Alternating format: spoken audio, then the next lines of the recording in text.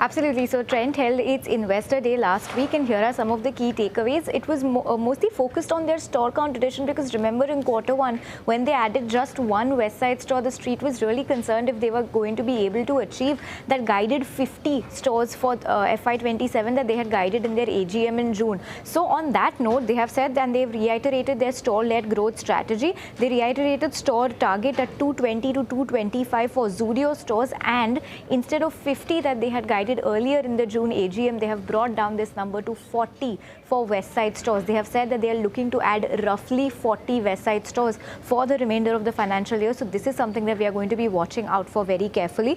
And they've said that 75 to 80% of incremental stores will be in newer non-metro markets. On these takeaways, Elara has come out with a note wherein they have retained their accumulate rating with a target price of 3,500 rupees per share based on 64 times price to earnings September 28 valuation.